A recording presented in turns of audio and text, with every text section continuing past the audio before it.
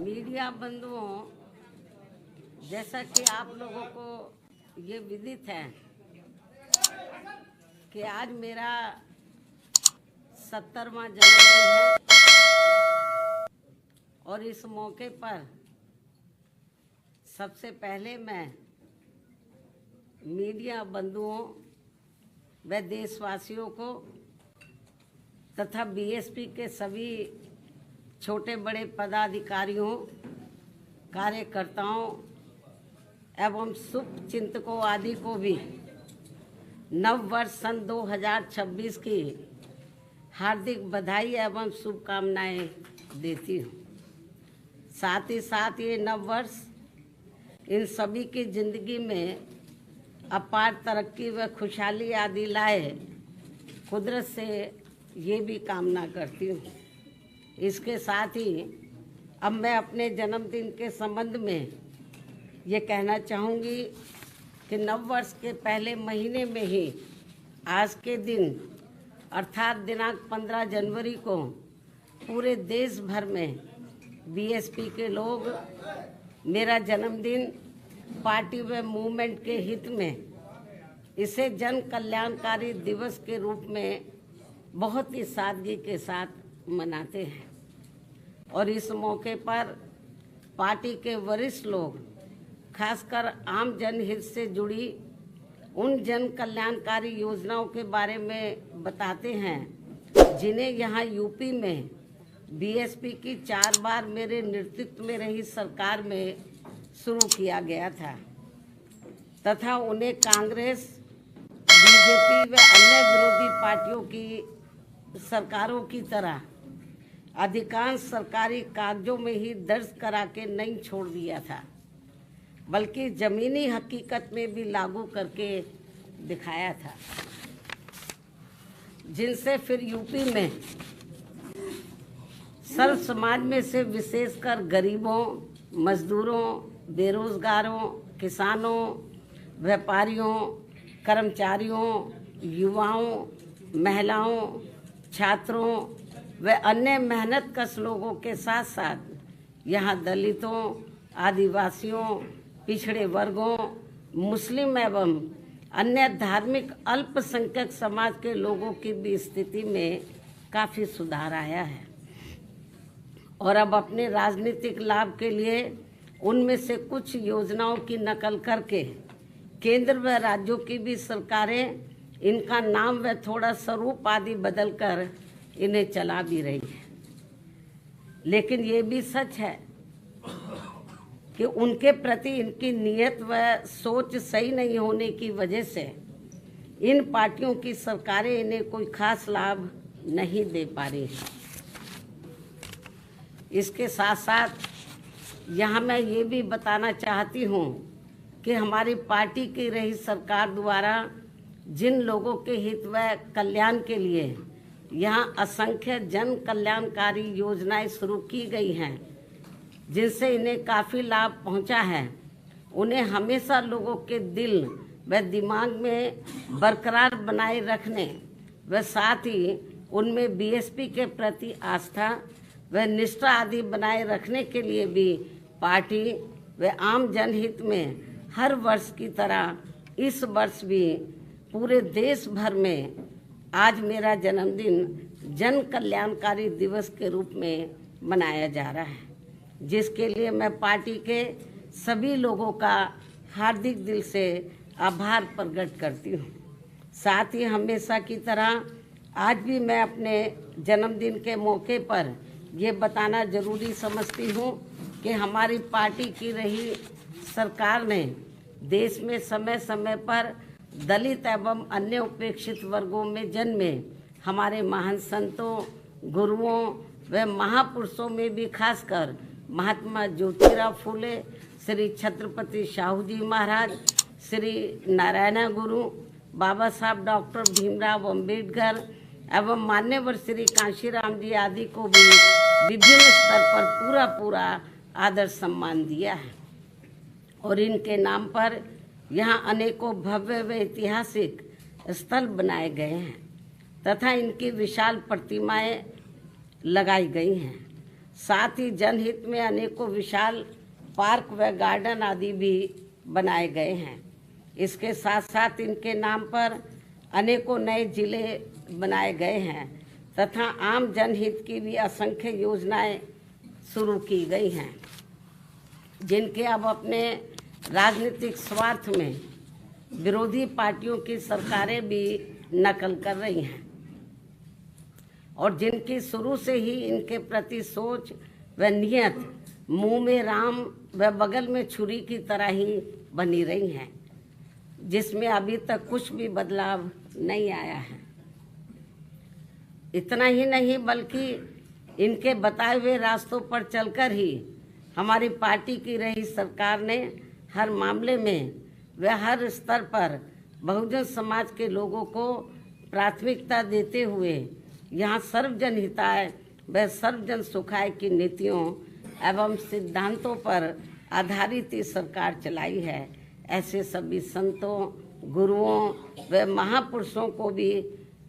आज मैं अपने जन्मदिन के मौके पर पूरे तहे दिल से नमन करती हूँ, जिनके बताए हुए रास्तों पर चलकर ही मैंने देश में यहाँ सदियों से उपेक्षित रहे खासकर दलित एवं अन्य उपेक्षित वर्गों के लोगों को मान सम्मान के साथ अपने पैरों पर खड़े करने के लिए अपनी पूरी जिंदगी भी समर्पित कर दी है। क्यों में खांसी बहुत आ रही है, थोड़ा ये माइक भी कम करो, आप थोड़ा सा इधर को हो जाओ और ये दरवाज़ा खोल दो। मेरे ख्याल सफोकेशन हो रहा है मेरे ख्याल आप लोगों को।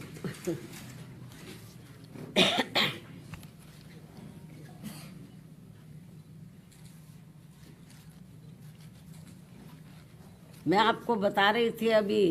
जो हमारे संत गुरु और महापुरुष हुए हैं, जिन्होंने इस देश के खास तौर से दलित एवं जो अन्य वीकर सेक्शन के लोग हैं उनको पैरों पर खड़ा करने के लिए अपनी ज़िंदगी पूरी समर्पित कर दी है, तो उनको मैं नतमस्तक करती हूँ, नमन करती हूँ, जिनके बताए हुए रास्तों पर चलकर ही मैंने देश में यहाँ सदियों से उपेक्षित रहे खासकर दलित एवं अन्य उपेक्षित वर्गों के लोगों को मान सम्मान के साथ अपने पैरों पर खड़े करने के लिए अपनी पूरी ज़िंदगी भी समर्पित कर दी है। और जब तक मैं जिंदा रहूँगी और यदि अभी तक की तरह मेरा स्वास्थ्य भी बराबर ठीक बना रहता है, तो तब तक मेरा इन वर्गों के हित व कल्याण के लिए निरंतर प्रयास व संघर्ष आदि जारी रहेगा। और इस मामले में ना तो मैं कभी झुकने वाली हूँ तथा ना ही कभी किसी के दबाव व लालच आदि में आकर अपनी पार्टी की मूवमेंट से पीछे हटने वाली हूँ, जिसके लिए बीएसपी के जन्मदाता एवं संस्थापक मान्यवर श्री कांशीराम जी ने अपनी पूरी जिंदगी समर्पित कर दी है। इतना ही नहीं बल्कि इन्होंने अपने जीते जी हर मामले में मुझ पर पूरा भरोसा करके व मुझे अपना एकमात्र उत्तराधिकारी बनाकर इस पार्टी की संपूर्ण जिम्मेवारी भी मेरे कंधों पर सौंप दी है, जिसे मैं अपने जीते जी किसी भी कीमत पर पीछे नहीं जाने दूंगी, बशर्ते ईवीएम हमारी मुश्किलें और ज़्यादा ना बढ़ाता रहे। ये मैं अपनी पार्टी के लोगों को विश्वास दिलाना चाहती हूँ, लेकिन इसके लिए मैं उनसे पार्टी को हर स्तर पर पूरा सहयोग करने की भी पुरजोर अपील करती हूँ। वैसे मुझे पूरा भरोसा है कि इस मामले में पार्टी के लोग मुझे कतई भी निराश नहीं करेंगे। इसके साथ साथ यहाँ मैं ये भी कहना चाहूँगी कि पार्टी द्वारा हर वर्ष इनके मूवमेंट को आगे बढ़ाने के लिए विभिन्न स्तर पर जो भी प्रयास किए गए हैं और इस दौरान जो भी उतार चढ़ाव आए हैं तथा विरोधियों द्वारा बीएसपी को कमज़ोर करने के लिए जो भी षड्यंत्र रचे गए हैं, तो इन सब का पिछले एक वर्ष का पूरा लेखा जोखा मेरी हर वर्ष आज के ही दिन अर्थात मेरे जन्मदिन के मौके पर जारी होने वाली पुस्तक मेरे संघर्ष में जीवन एवं बीएसपी मूवमेंट का सफ़रनामा में हिंदी व अंग्रेजी में वर्णित कर दिया जाता है, जो फिर ये पुस्तक पार्टी में विशेषकर नए जुड़े लोगों के साथ साथ वर्तमान युवा पीढ़ी व आगे आने वाली पीढ़ी के लिए भी पार्टी व मूवमेंट के हित में उन्हें सही मार्गदर्शन व प्रेरणा आदि देने का ये अति महत्वपूर्ण कार्य करेगी, जिसका 21वें हिंदी व अंग्रेजी संस्करण का मैं विमोचन करूं। लेकिन उससे पहले मैं मीडिया के माध्यम से पार्टी के लोगों को सावधानी के तौर पर यह बताना जरूरी समझती हूं कि देश में पार्टी की मूवमेंट को आगे बढ़ने से रोकने व कमज़ोर करने के लिए पिछले कुछ वर्षों से यहाँ कांग्रेस, बीजेपी व अन्य जातिवादी पार्टियां आए दिन किस्म किस्म के साम दाम दंड भेद आदि अनेकों हथकंडे इस्तेमाल करती रहती हैं, जिनका सही व समय से मुंह तोड़ जवाब देकर वे हर प्रकार की सावधानी बरतते हुए ही अपनी पार्टी के लोगों को पूरे देश में बीएसपी को हर स्तर पर मजबूत बनाना है और खासकर आबादी के हिसाब से देश के सबसे बड़े प्रदेश यूपी में फिर से यहाँ अपनी पार्टी बीएसपी को सत्ता में लाना भी बहुत ज़रूरी है। हालांकि इस संदर्भ में काफ़ी कुछ विस्तार से जानकारी मैंने दिनांक 9 अक्टूबर सन 2025 को बीएसपी के जन्मदाता एवं संस्थापक मान्यवर श्री कांशीराम जी की पुण्यतिथि के मौके पर यहाँ लखनऊ में इनके सम्मान में किए गए यूपी प्रदेश स्तरीय अति विशाल महाआयोजन में दे दी गई है। उन्हें मैं पुनः दोहराना नहीं चाहती हूँ, लेकिन यहाँ यूपी की आम जनता को सजग व सचेत करने के उद्देश्य से ये कहना जरूरी समझती हूँ कि पिछले महीने सन 2025 में उत्तर प्रदेश विधानसभा के हुए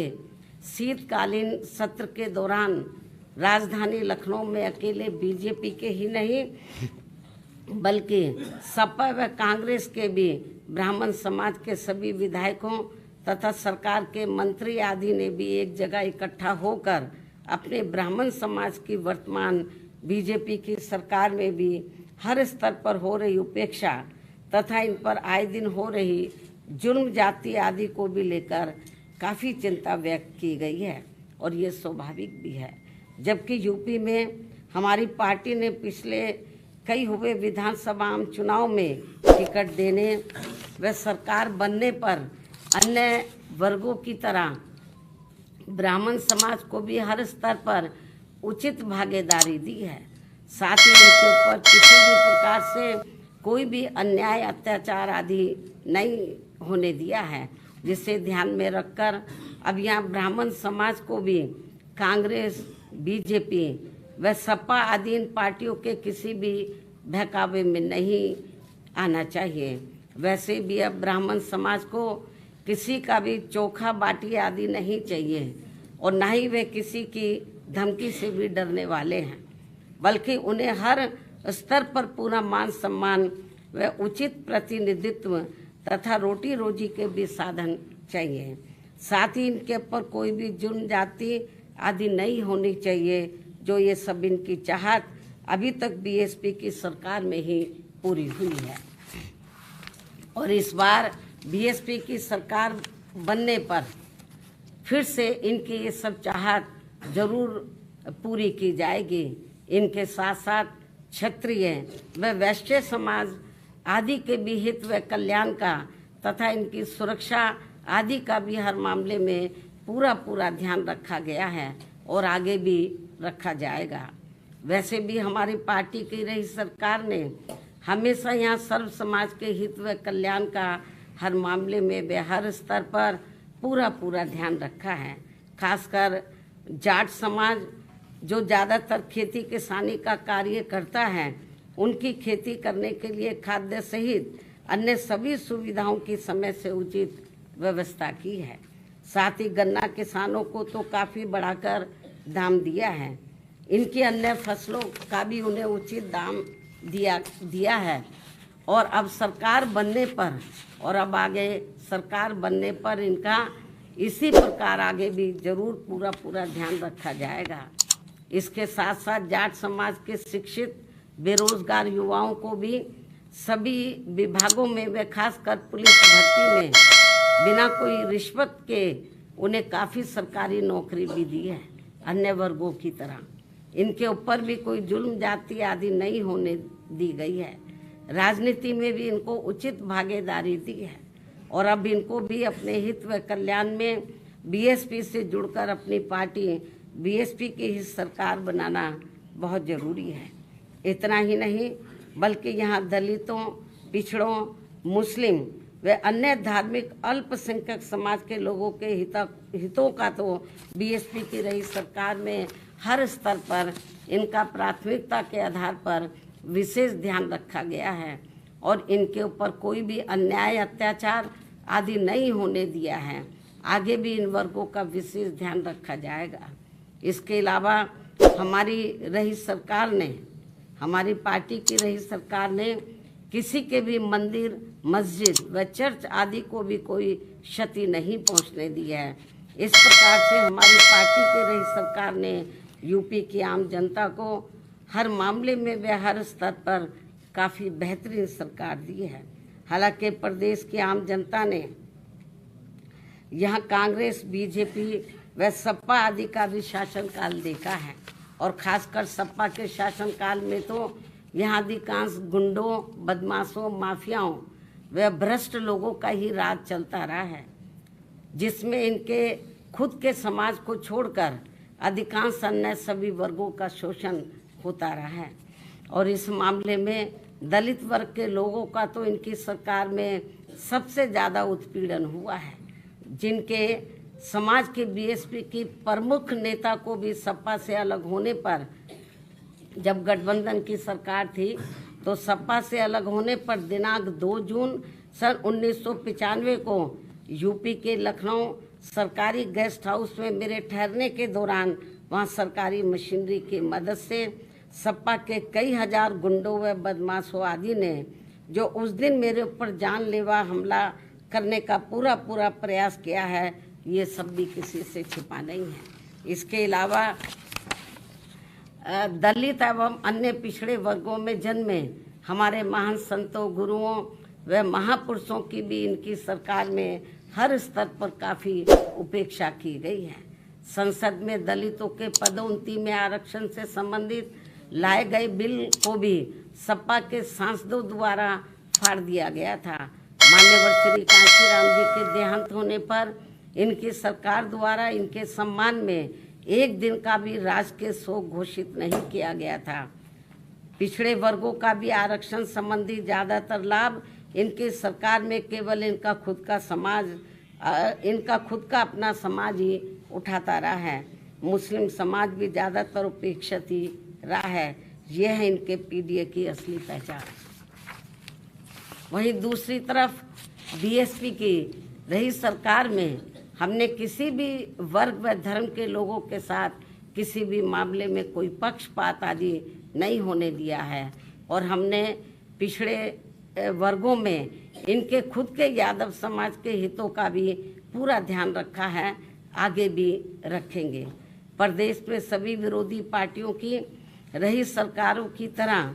हमने बीएसपी की सरकार में कोई भी दंगा फसाद आदि नहीं होने दिया है। साथ ही प्रदेश के विकास को भी लेकर हमारी पार्टी की रही सरकार ने अनेकों ऐतिहासिक कार्य किए हैं और इस मामले में ये बात सर्वविदित है कि प्रदेश में बीएसपी की सत्ता नहीं रहने के बाद यहाँ विरोधी पार्टियों की रही सरकारों में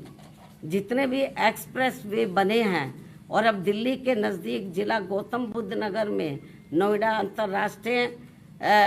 हवाई अड्डा भी शुरू होने के लिए जा रहा है, तो इन सभी की वास्तव में पूरी रूपरेखा बीएसपी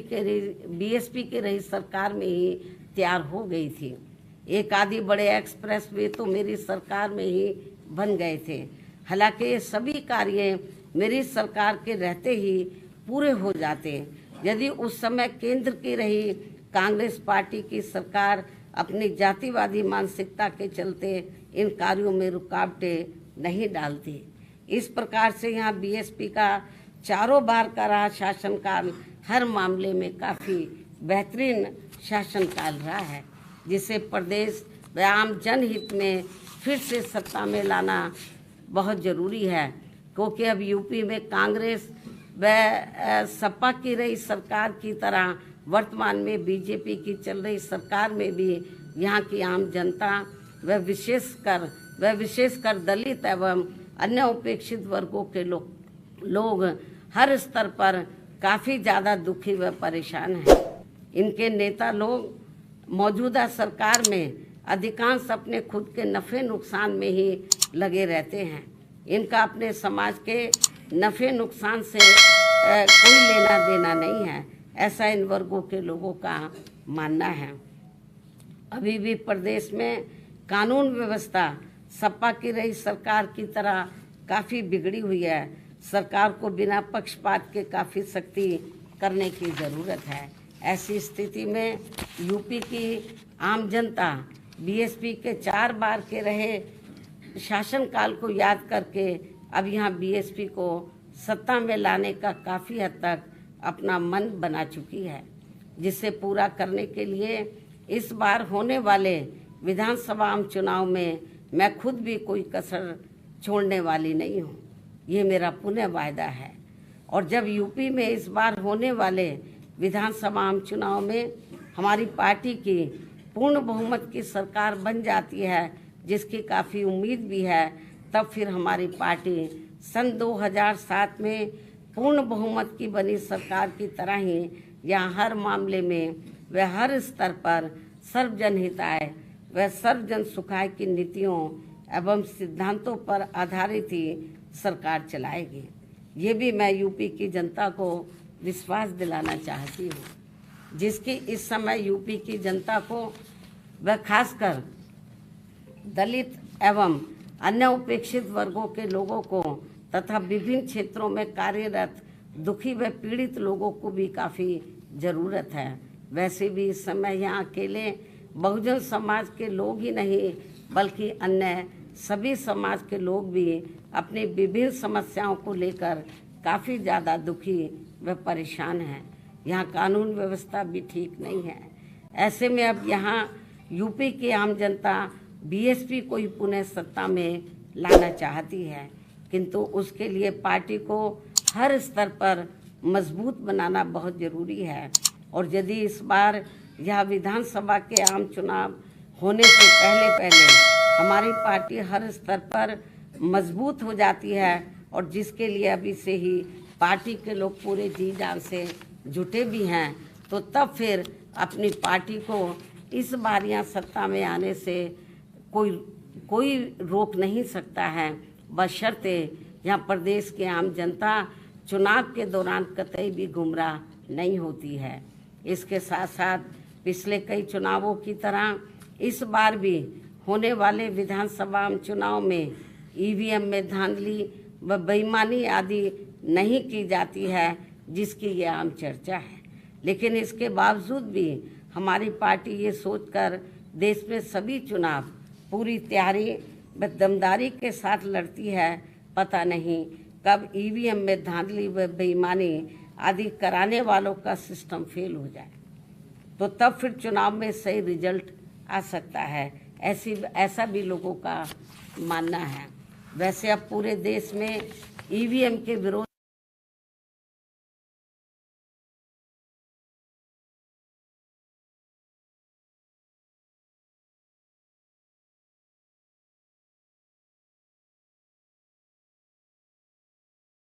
हो चुका है। यहाँ फिर मान्य कोर्ट द्वारा भी इसमें कुछ जरूरी परिवर्तन किए जा सकते हैं। इसलिए हमें उत्तर प्रदेश सहित पूरे देश में अपनी पार्टी को हर स्तर पर मजबूत बनाते रहना बहुत जरूरी है।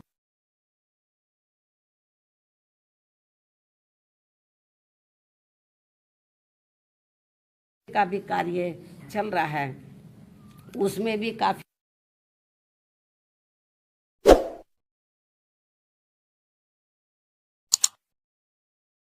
लोगों को काफी सजग रहना है। और समय से ये कार्य पूरा भी करना है। इसके साथ ही जहाँ तक गठबंधन करके चुनाव लड़ने का सवाल है,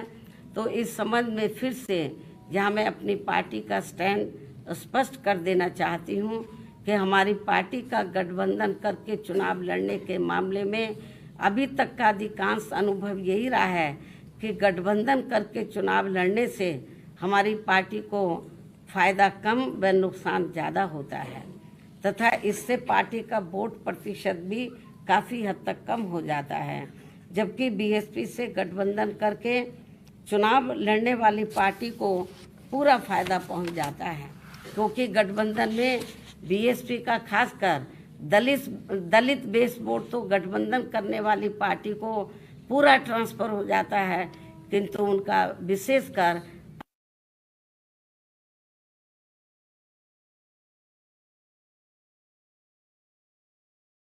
वारों को परिवर्तित नहीं हो पाता है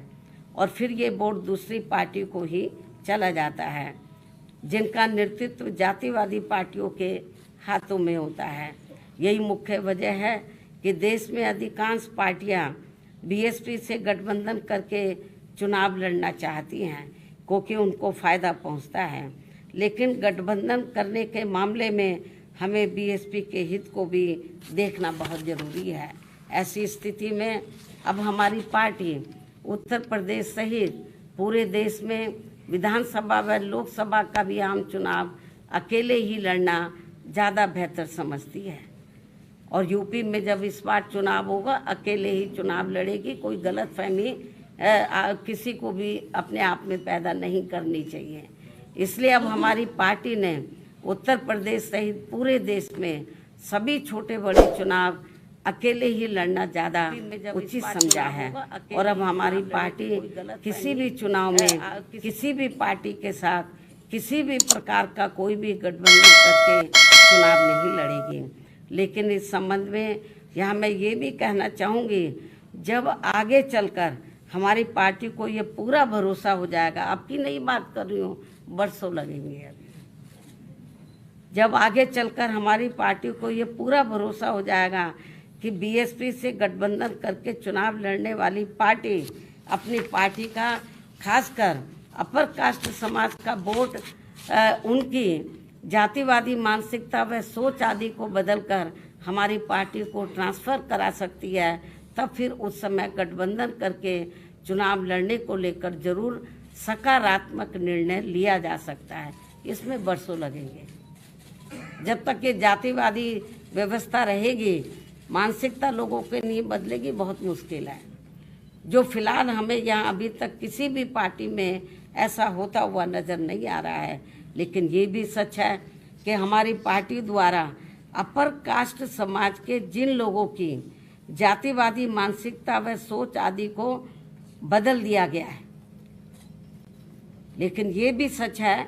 कि हमारी पार्टी द्वारा अपर कास्ट समाज के जिन लोगों की जातिवादी मानसिकता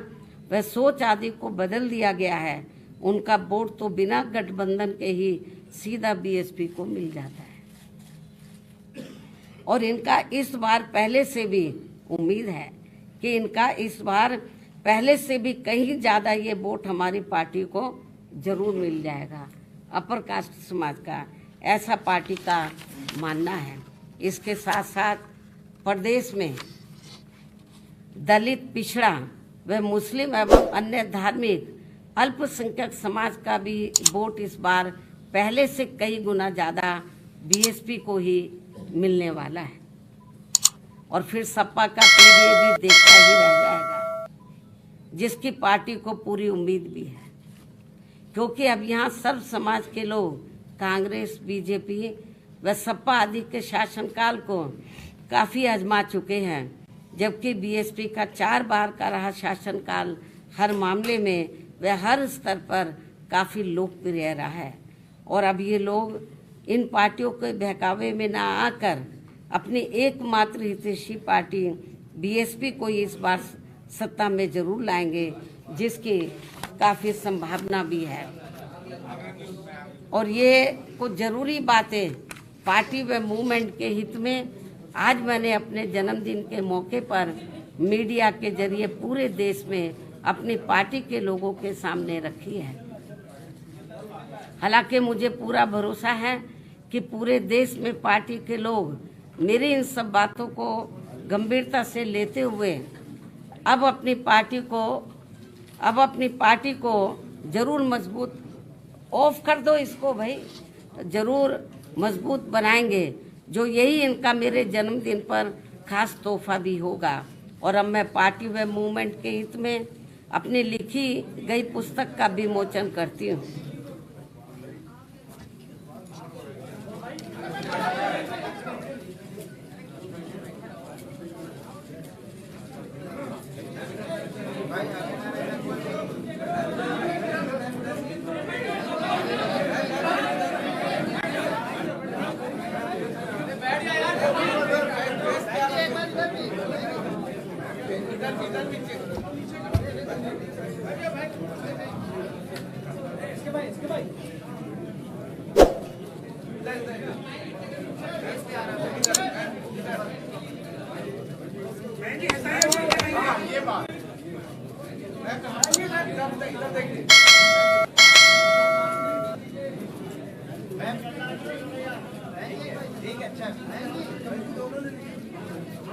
दोनों हाथ में ले लीजिए, दोनों किताबें ले लीजिए।